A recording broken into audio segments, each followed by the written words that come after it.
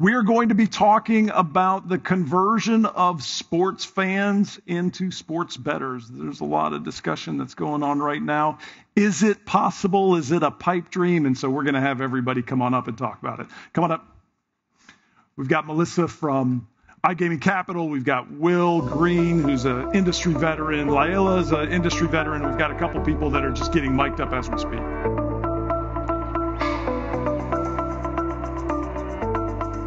Hey.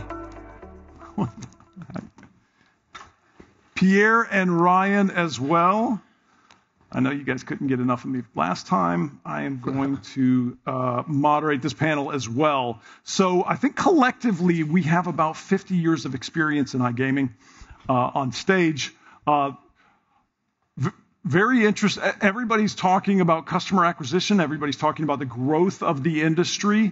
There have been a lot of really interesting partnerships over the past 5 years since the legalization of sports betting.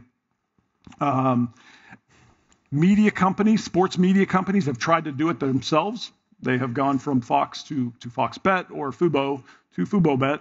And needless to say, that neither one of them are around right now. There are various commercial arrangements that have happened. So the question really is inside of this, inside of the bigger segment of sports fans, how do we convert them into sports bettors? And so we're gonna talk about that in particular. I'm gonna kick it off with Pierre. Pierre comes to us recently hired into Catena. We've talked about the segments and what a sports fan is. Maybe just talk a little bit about what is a sports fan and what inside those subsects, what do we need to look at in order to convert them into sports bettors?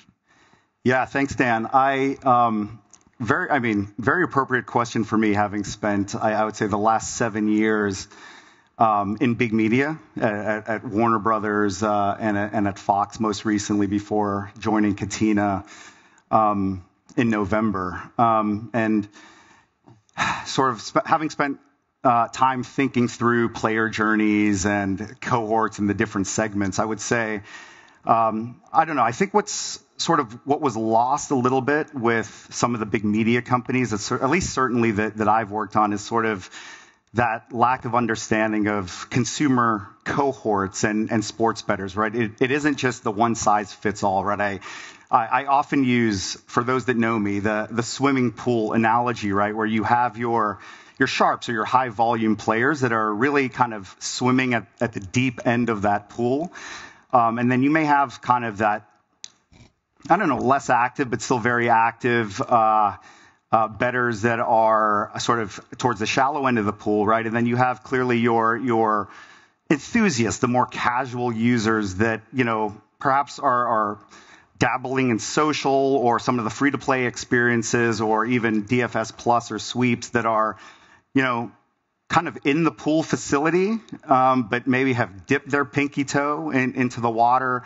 And then you have, to your question, sort of fans and consumers of fan sites that are certainly in the facility, but not yet in the water. And then you have kind of that long tail, right? The critical mass of these audiences at scale that perhaps want to go swimming, but have not yet entered the pool facility, right? And I think part of the challenge that I certainly, some of my previous employers have found in terms of sports betting, because they've seen the flurry of activity, they want to get into the space, they see a pretty attractive market size and a lot of activity. It's that instant gratification and instant return, but clearly the ways to sort of reach, connect, and engage these players and the different player segments, it's not one size fits all, right? There's different ways to do that. Someone clearly that is towards the top end of that funnel, the more casual or the more recreational player, might need more in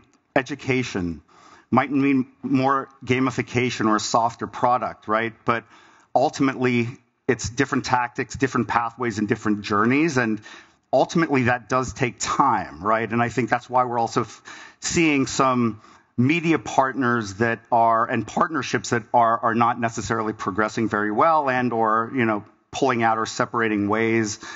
I think those who truly understand how to work backwards from the consumer and have the patience, the wherewithal, and the time, which ultimately does impact capital, right, and budgets. But those who understand that and partners that sort of have the wherewithal to do that, I think will sort of, they were going to find that will bear fruit over time, but it's likely to not to be instantaneous as many media companies have been looking for, and I can put Warner and Fox included into that. So. Yeah. So I mean, PointsBet and NBC did a deal that was $500 million deal, back in the day, and that was only 3 or 4 years ago.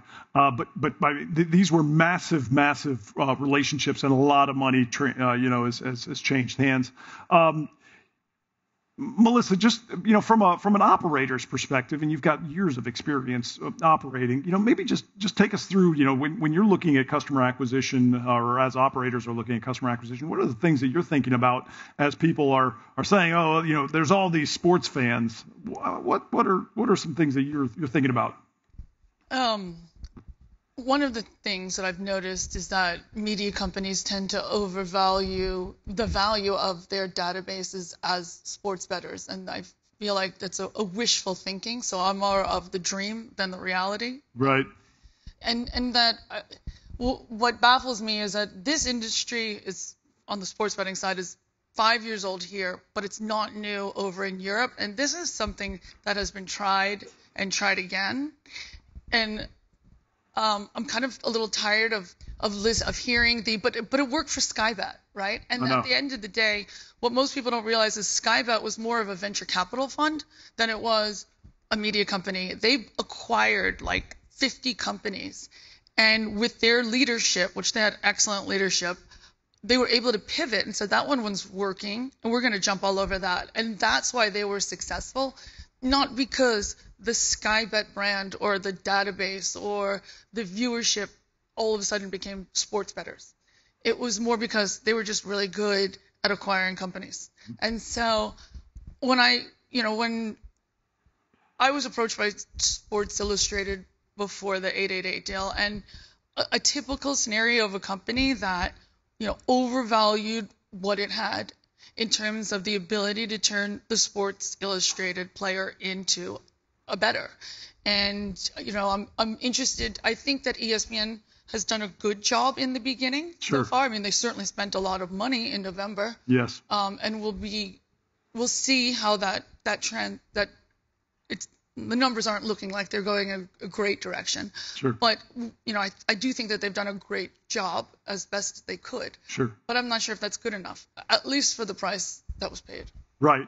Yeah, I mean, that's customer acquisition is all about, how much am I paying per customer and what is the customer lifetime value? And the delta between that is a business. I think that we've certainly seen that a lot of operators have probably overspent, when they're in their relationships with media companies. Laila, I'm just gonna, you've also got an operator's, perspective, and so maybe just share with us your thoughts about some of the things that, that we've seen over the past 5 years, and how, how operators maybe need to start, readjusting the way that they look at sports fans as a whole as an opportunity. Yeah, so if you look like back when betting got legalized 2018, you had this gold rush. Everybody wanted to come into the market, high valuations. Everybody wanted to get a database in place. There were many deals well advertised, think of Yahoo MGM, think of NBC PointsBet, as you mentioned, 500 million deal at that time. But if you look into conversion rates, all those deals that were mentioned, the conversion rates are just super low. So nobody really made a lot of money with those deals. And what you certainly got is brand awareness, right? If you do a deal like that, you have PointsBet everywhere on the NBC sports sites. Yes, you get brand awareness. People know that you're a sportsbook, but you're not necessarily converting customers into sport bettors. And I think that's a big challenge. People try to do that with media assets, and we could go on naming more deals. I have not, across my entire career, I have almost not seen any deal that worked out. So there is this misreception that if you have a big database, that you can kind of like monetize that. I think what is more important is that you are innovative, that you have a great product, that you have great tech, that you're kind of like engaging with your customers. I give you another example. Just recently announced, again, BetMGM, nothing personal, I totally love MGM, not the betting app, but overall. And the deal with X, right, former Twitter. I mean, now you're on Twitter, you see like the odds from MGM. What does that really brings you, right? I think the conversion is too far away, and getting that into the app is just not happening, right? It's a dream.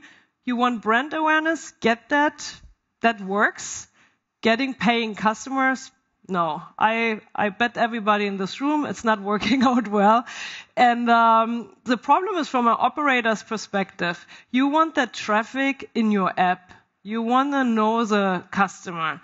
Having like your odds somewhere or your brand name somewhere doesn't bring you a paying customer. And that's what those guys, from my perspective, have to understand.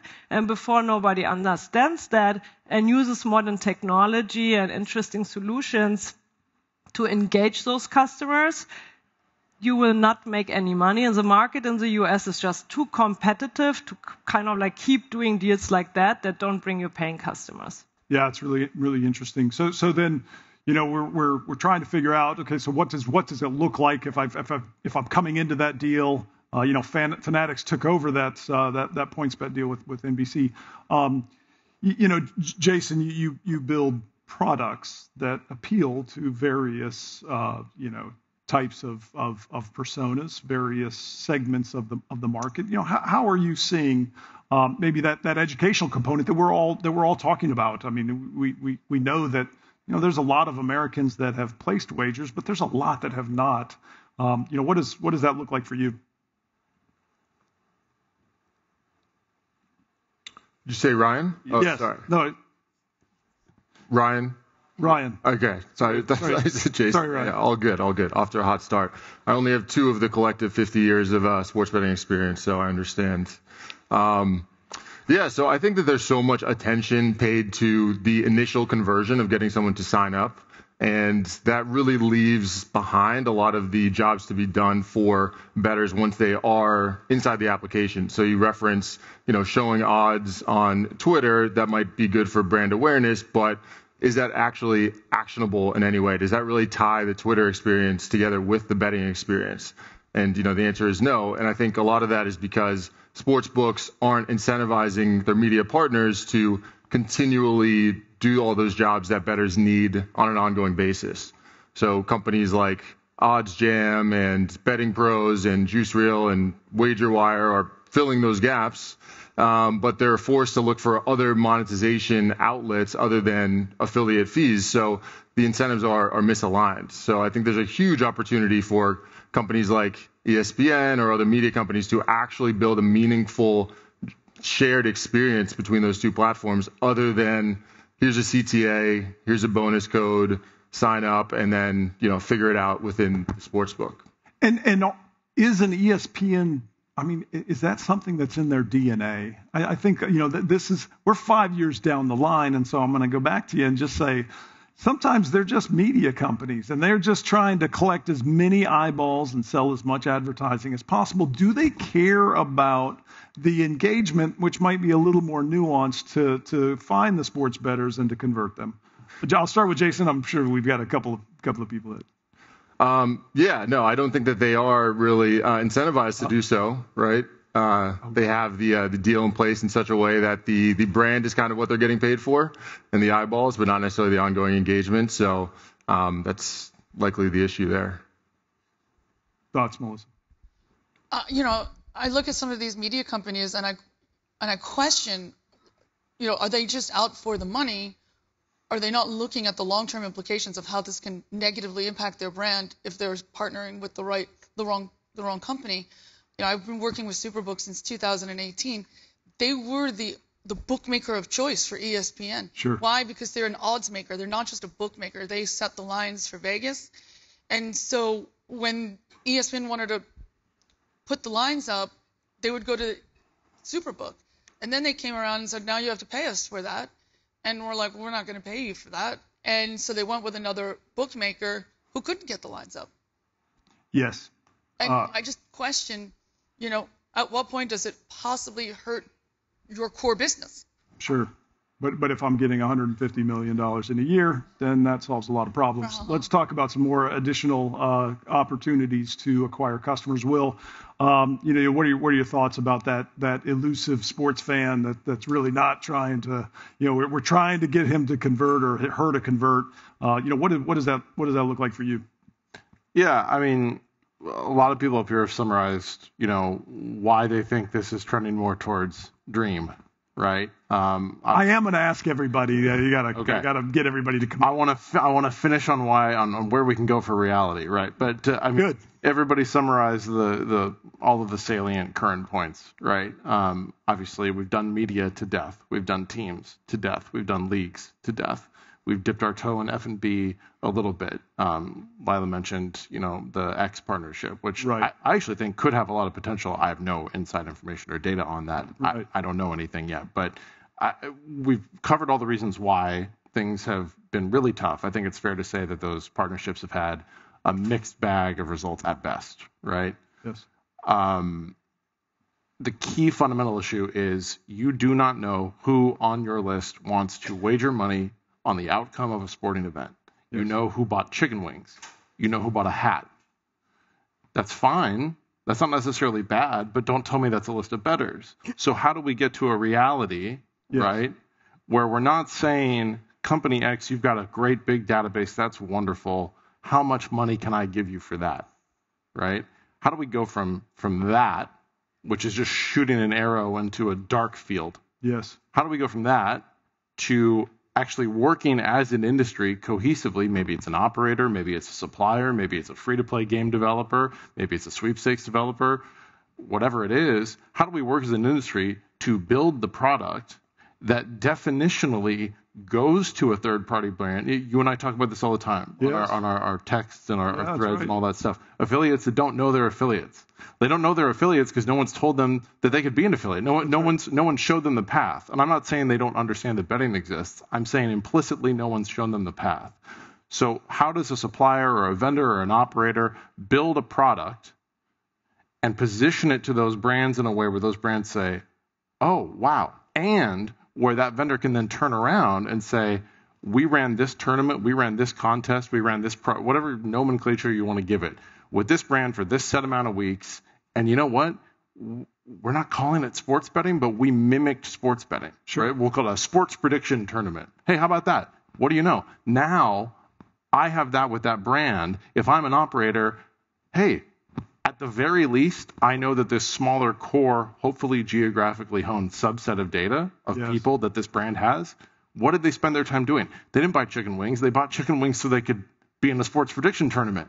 And now I know that they have an avidity for, we can't call it betting, but they have an avidity for the thing, right? Gamification, right? They know the ecosystem. They understand. They've gone through as much of the behavioral process as you can, short of being a licensed operator, to know that they have an avidity for betting. Yes. Without calling it betting, right?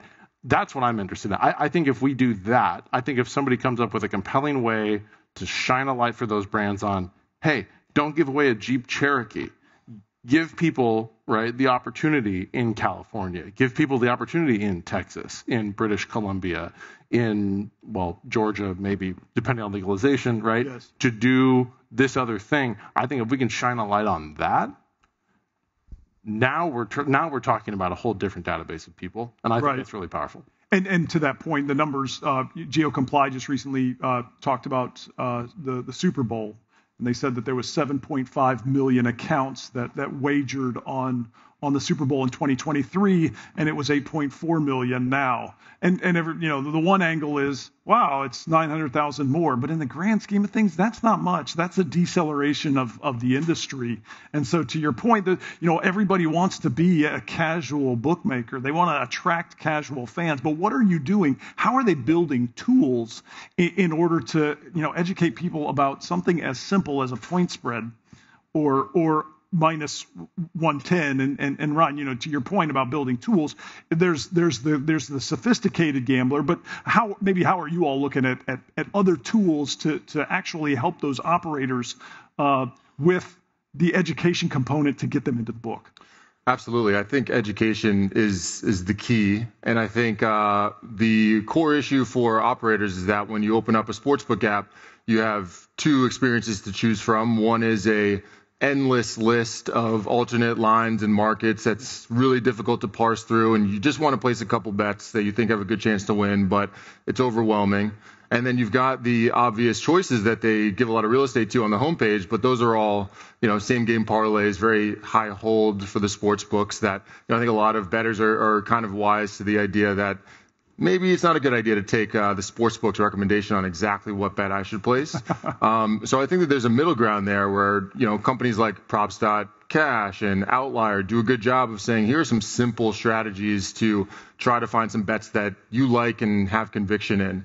And I think the sports books, maybe aren't as incentivized to do the same thing because they're on the other side of the bet, but I wonder if they did some of that, if they'd find they would have, more long-term sustainability in acquiring those bettors who would then stick around. Yeah. And then Pierre, we just had gambling.com up earlier, and he was, Max was talking about products that the affiliates need to start building. Is that something that you all see in the future, maybe in your company or inside the affiliate industry as well? Not just, B2C brands, but those brands that are helping, the operators with customer acquisition. Yeah, certainly I agree with what Will said exactly, and we've talked about it, which is I think ultimately you have to work backwards from a deep knowledge of the consumer and understanding those player segments and those cohorts, and they all have different needs and preferences. And that should dictate the products and the player journeys and the pathways to get them from fandom to conversion ultimately. But yes, I think there's an opportunity to, over time, to try to get those products the right products in front of the right cohorts. I think where there's what I'm excited about, and I think there's a true opportunity to actually scale, is how do you put the right products in front of the long tail, right? Will, you talked about the affiliate that doesn't know they're an affiliate, right? We know influencers, we know streamers, we know creators and bloggers, right? And they may not necessarily have each their own.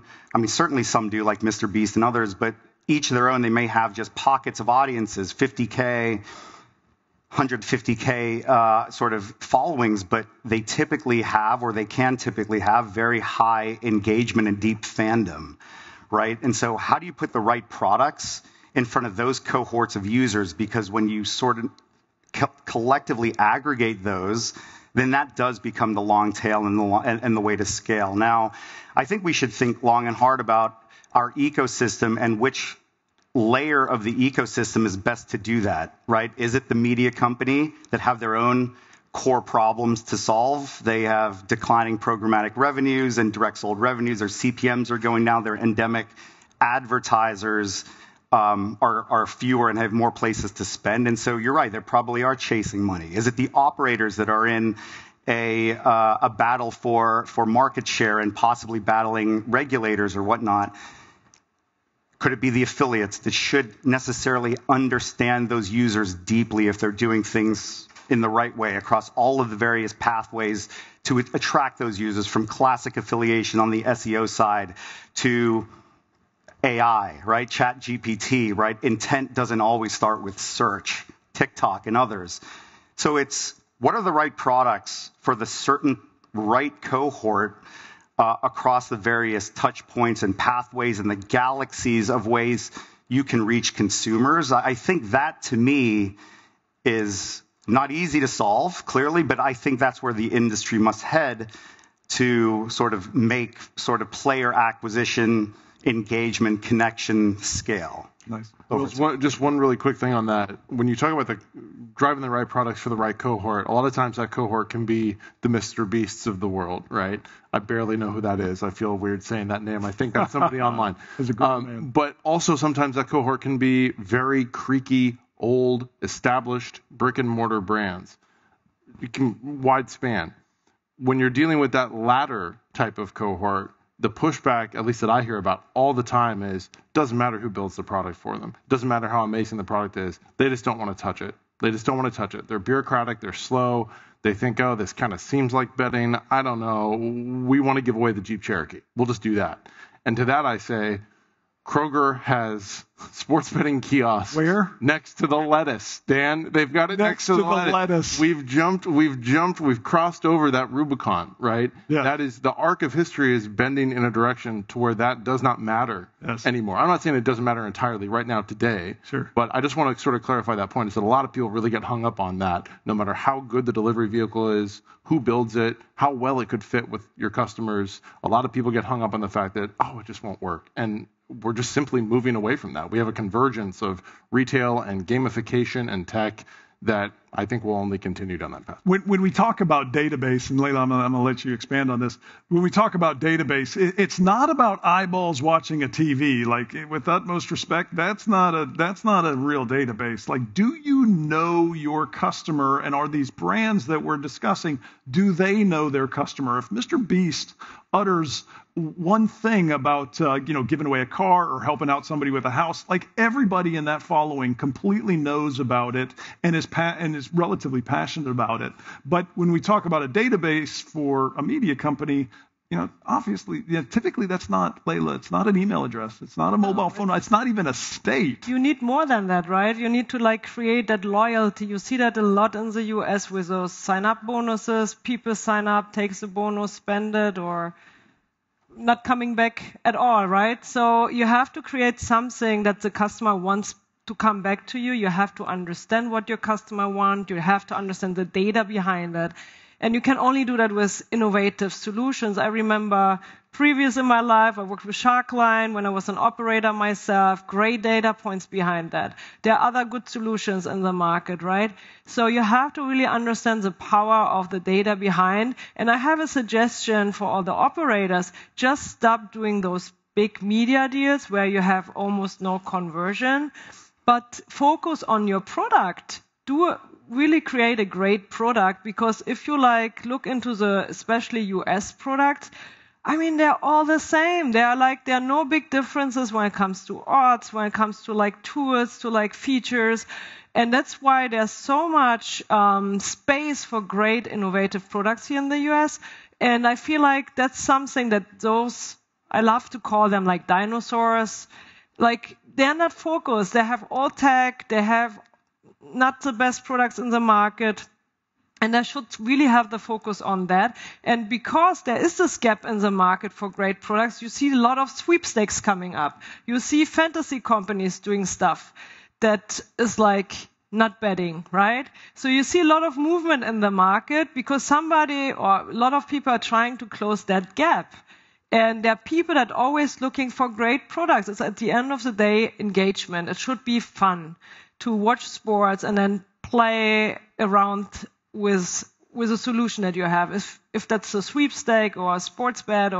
And another problem is iGaming is not legalized across the US yet, right? And only in a handful of markets. So as an operator, you're always looking okay, where do I fit in? Where can I acquire users inexpensive? And that's why I think it's a big opportunity for startups that want to get into the space, create a database, but a meaningful database of people that know how sports betting works, and then probably create a product that's later on can translate to sports betting. Great. We are at the final ticks of our panel. I'm going to ask everybody, you get one option, either dream or reality. Melissa. I'm saying today it's a dream. Dream. Pipe dream. Will. Today it's a dream, but today is very brief. Okay. Sits closely on the fence. It's a very long dream, and I hope they wake up. Long dream. Ryan. I'll say reality. I'll break the trend. Oh, there we go. Yeah. Pierre. Reality that will take longer than most people expect. Yeah, right on. Great. Thank you very much. Please give the panel a round of applause. Thank you very much.